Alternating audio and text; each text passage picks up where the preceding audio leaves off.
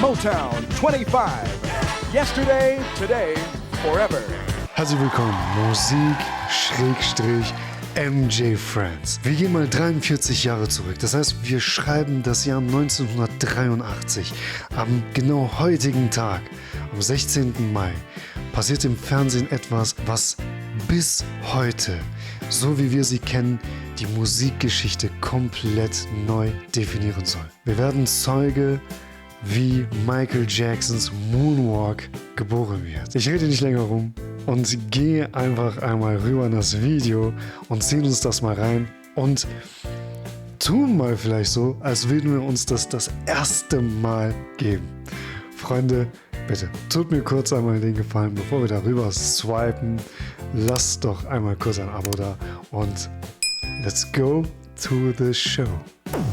Kopfhörer, bitte kommen Sie. Natürlich ist hier auch noch einmal ganz kurz wichtig zu erwähnen, diese Show wurde am 16. Mai 1983 im Fernsehen ausgestrahlt. Natürlich fand diese Show statt 2 Monate vorher, also im März. Und diese Sendung wurde präsentiert von Suzanne DePass. Bei der Michael Review war es, also zum Michael-Film, da habe ich es einmal erklärt. Suzanne DePass ist in Michaels Leben eine wirklich sehr, sehr wichtige Figur.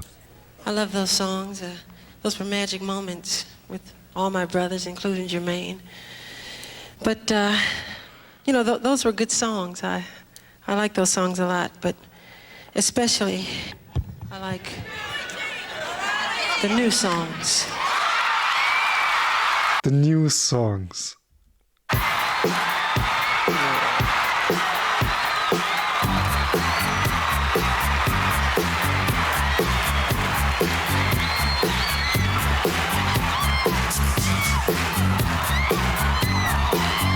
Also man sieht hier schon, ne, die Leute, wie sie jubeln, wie hier die Leute aus der ersten Reihe aufstehen. Ey, ich hab so unnormal Gänsehaut, ne? Also ehrlich, das ist so ein komisches Feeling gerade, ne? Ich bin mit diesem Ding aufgewachsen, aber trotzdem, es packt mich gerade irgendwie so anders, ne? Ich weiß nicht.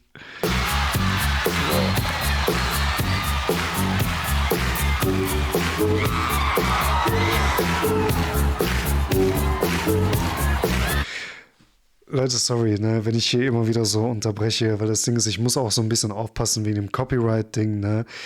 Deswegen werde ich wahrscheinlich öfter mal pausieren.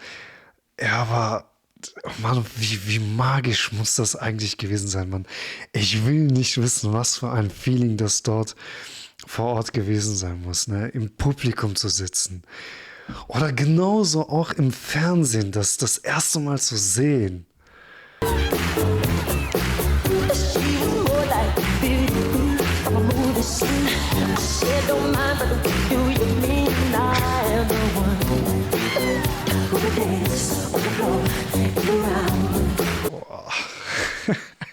Oh, iconic, oh mein Gott, ey. Dieser Look, ne, dieser Look. Look at it. Let him cook.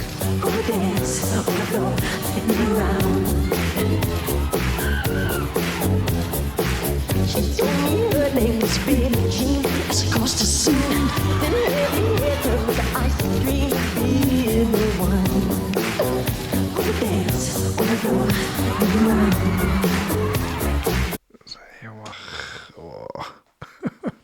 Ich habe schon so Kieferschmerzen hier von dem ganzen Rumgegrinse hier, Alter.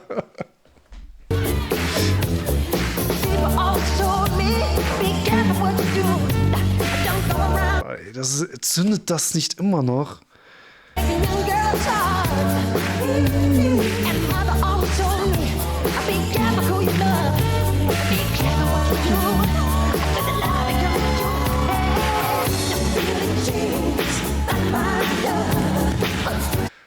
Ach, Mann, Alter. Boah. Sag mal, Leute, wie findet ihr diesen Auftritt hier im Biopic?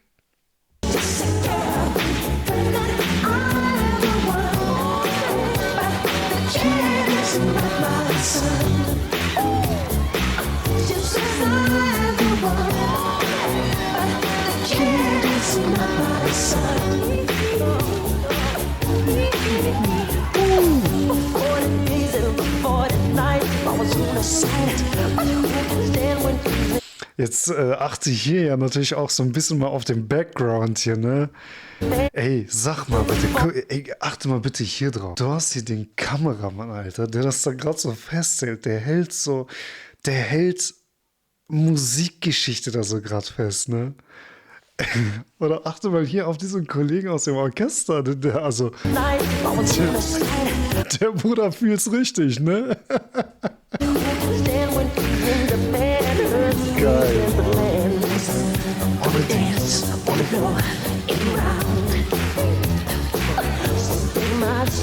Mann, ich hab von Sekunde zu Sekunde habe ich immer mehr Gänsehaut, Alter.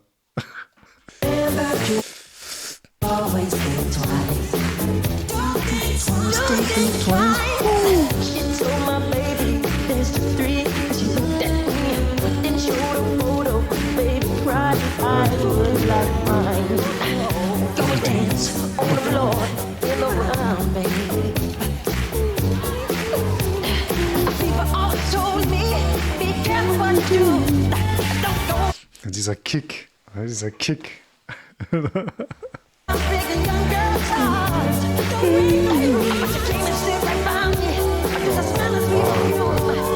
No, let him cook.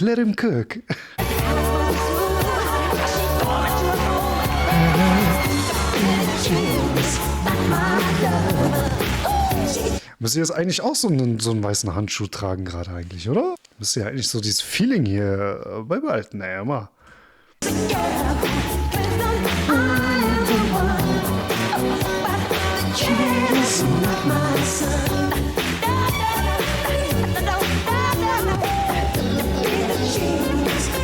Das Ding ist, ich glaube, hier in der Sendung war Michael ja tatsächlich der Letzte, der aufgetreten, also die Band, also die Jacksons und Michael jetzt hier, die waren ja die Letzten aus der Runde, ne? Soviel ich weiß, aus der kompletten Show. Das Beste kommt zum Schluss. Alter, ich würde ja natürlich auch nicht in der Haut stecken wollen von der Künstler und dem Künstler, die nach ihm auftreten müssten, ne?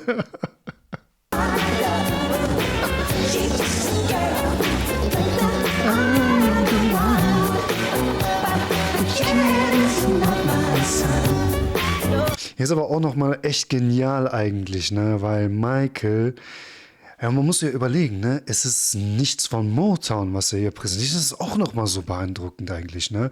Weil klar, die Jacksons, ihr Auftritt mit den Songs, die sie vorher performt haben, das sind ja Motown-Tracks.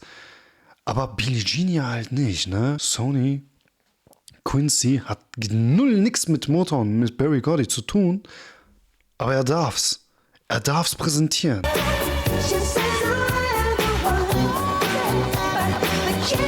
Also das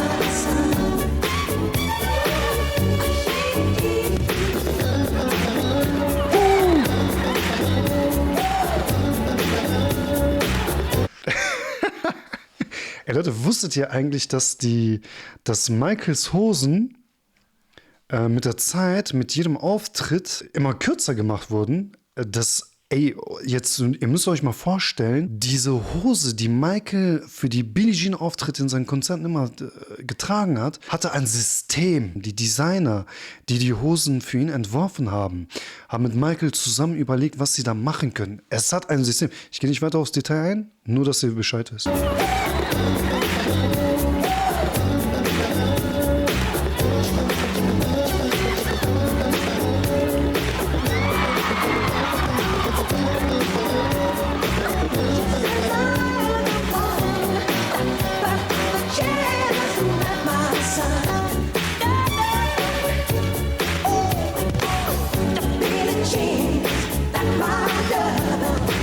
She's just a girl, and then I am the one.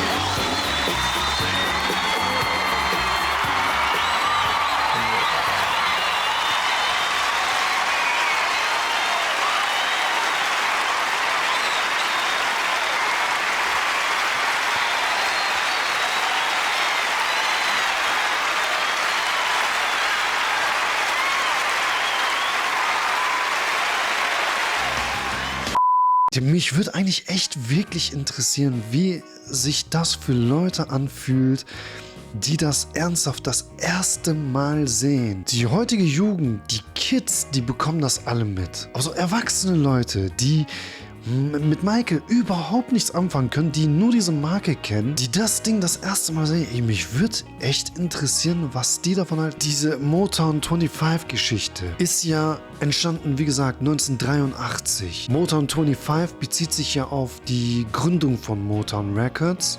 Das war ja eine Gala, da wurde Motown Records 25 Jahre alt. Gegründet ja 1958, quasi im gleichen Jahr, als Michael das Licht der Welt erblickt hat, wurde Motown gegründet von Berry Gordy. Man muss sich das mal kurz auf der Zunge zergehen lassen. 25 Jahre später wurde diese Sendung auf die Beine gestellt. 25 Jahre später, als Michael zusammen mit den Jackson 5 da eingestiegen ist, aufgewachsen ist, Thriller gemacht hat er diesen Auftritt hingelegt. Und wenn wir jetzt mal auf heute rechnen, das Ganze, 43 Jahre später, wir leben heute in einer Zeit, also quasi, wenn wir rechnerisch, leben wir heute in der Zeit nach dieser Sendung fast doppelt so lang als zur Gründung von Motown. Das Ding ist immer noch zeitlos. Das ist unfassbar, man muss sich das wirklich mal so verinnerlichen. Bis heute ist immer noch dieser eine Dance-Move so prägnant. Das hat die Tanzchoreografie in der Musikgeschichte komplett verändert. Es ist bis heute immer noch das Ding. Ich weiß, man sagt ja immer wieder, ja, Michael, er hat das Ding ja nicht erfunden. Das wurde schon vor ihm, keine Ahnung, von 79 schon gemacht. Michael hat ja auch noch nie behauptet, dass er diesen Moonwalk selber erfunden hat. Innovation hat er da reingebracht. Er sagt ja immer wieder, wer so seine Vorbilder sind, was für einen Einfluss er hat, also von Jackie Wilson, von Fred Astaire, von James Brown. Dieses Drehen, das hat er ja von James Brown. Und bis heute wird diese Choreografie immer noch nachgeahmt von allen möglichen Artists. Geht mal auf TikTok rein, gebt mal Moonwalk ein, ihr werdet so viele Videos davon sehen. Ey, es werden dieser eine Move wird ja auch so als Joke immer wieder verwendet, wenn irgendwie so kleine Kids ihre Eltern dabei aufnehmen, wie sie einen Moonwalk machen. Es gibt Tracks, auch heute im Deutschrap gibt es keine Ahnung wie viele Tracks von Künstlern, die den Namen Moonwalk tragen. Ich möchte mich mal hier so ein bisschen auskotzen und die Gelegenheit mal nutzen dafür. Und zwar habe ich gesehen, dass unser gewisse Superstar Drake wohl 3 Alben rausgebracht hat, unter anderem Iceman.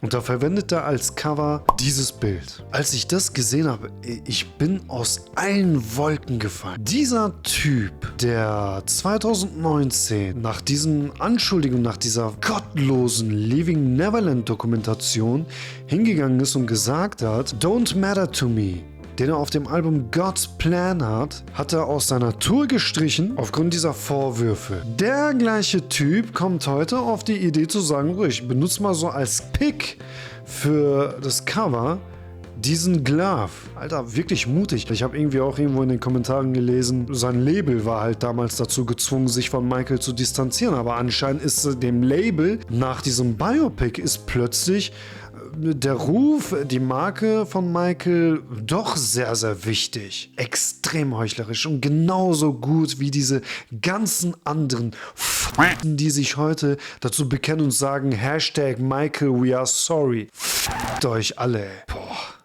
Freunde, schreibt mir mal bitte in die Kommentare, wie findet ihr diesen Auftritt? Was haltet ihr von diesem Moonwalk? Schreibt mal bitte, wann ihr das erste Mal diesen Moonwalk von Michael entdeckt habt. Sowas interessiert mich immer extrem. Ne? Wenn euch das Video gefallen hat, lasst doch bitte einen Daumen nach oben da. Vergiss nicht zu abonnieren, aktiviert die Glocke. Ich habe eine komplette MJ-Playlist. Geht da rein, die packe ich in die Videobeschreibung oder blende das auch irgendwo hier ein. Geht da rein, lasst auf jeden Fall Liebe da. Vielen, vielen Dank fürs Einschalten. Vielen, vielen Dank für euren Support. Ich war's mal wieder, euer Captain Jack Sparrow mit seiner schiefen Nase und dieser gottlosen Reaction hier. Wir sehen uns im nächsten Song.